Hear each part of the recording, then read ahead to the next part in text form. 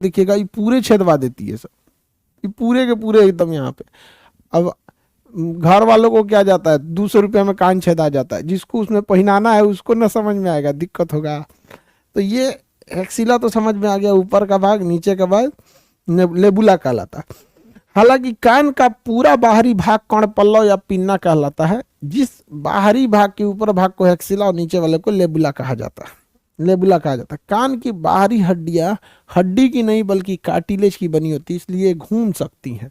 हड्डी की ना बन के कार्टिलेज की बनी होती है, इसलिए यह घूम सकती है, इधर उधर मूव कर सकती है।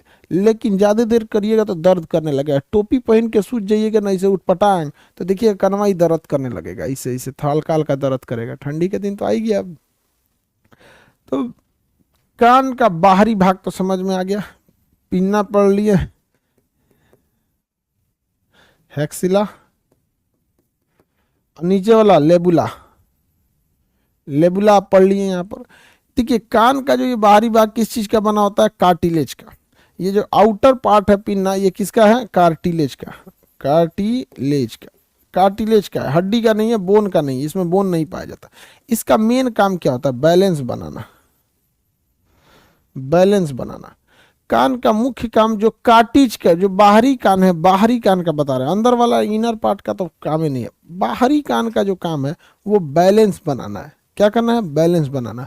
हम लोगों में ये बैलेंस बनाने, जब हम लोग आदिमानव थे तो हम लोग उतना दिमाग डेवलप नहीं था, लेकिन हम लोग का दिमाग डेवलप है, ये बैलेंस बनाने के काम में आता है। जानवरों को देखिएगा ना, गाय भैंस को, अगर उन सबको कोई डर लगेगा, जहां वो डर जाएंगे या सोचेंगे भागना चाहिए, तो सबसे पहले कान खड़ा कर लेंगे।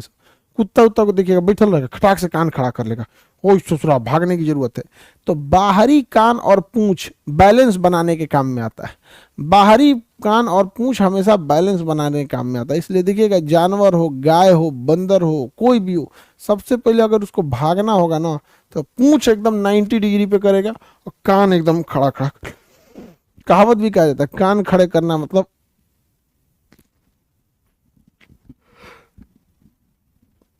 कान खड़े करने का मतलब चीजों को ध्यान से सुनना। बैलेंस बनाने का काम करता है पिन्ना। अब हमको कान का बाहरी भाग समझ में आ गया। कान के अंदर ये जो गोल संरचना होती है, ये ध्वनि तरंगों को एक में समेट के अंदर भेजने में मदद करती है। इसे हम ईयर कैनाल कहते हैं। अंदर जो रास्ता गया है इसे हम ईयर कैनाल कहते हैं, ईयर कैनाल कहेंगे। तो ये वाला, इसमें से ध्वनि अंदर जाती है ईयर कैनाल के थ्रू, ध्वनि अंदर जाती है ईयर कैनाल के थ्रू। इस कैनाल में कभी कभी खोटी जम जाता है, जिसे आप वैक्स या मोम कहते हैं। कान में देखिएगा ना भर जाएगा, तो लड़का क्या करेगा, कलम खोलेगा, उसमें से कलम की क्या निकालेगा, स्याही, और उसको पीछे करके 5 कोना का मुंह बना के इसे बाप हो खोदेगा उसको। यहाँ पे ये सब नहीं करना चाहिए। समझ में आ गया कि नहीं आ गया? और नहीं तो कॉपी का एगो पन्ना फाड़ेगा, कोना मोना बना के इसे ये निकालते रहेगा।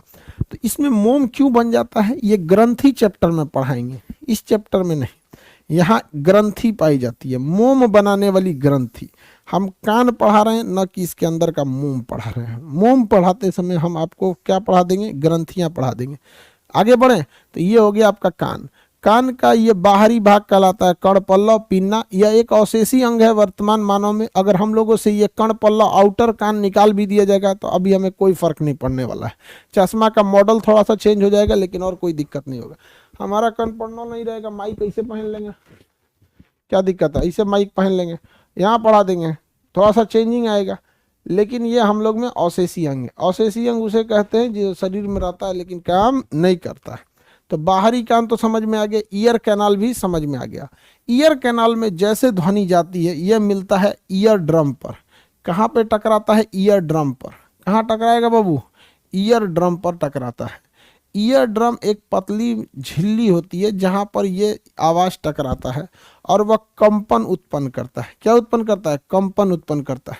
इस कंपन के पीछे लगा होता है ये स्नेल, यानी उस स्नेल समझते हैं, स्नेल की संरचना का होता है गोल गोल, जो नहीं आप देखे होंगे पानी में रहते हैं, सो इस टाइप के रहे, अजीब अजीब टाइप के, सीपी टाइप का।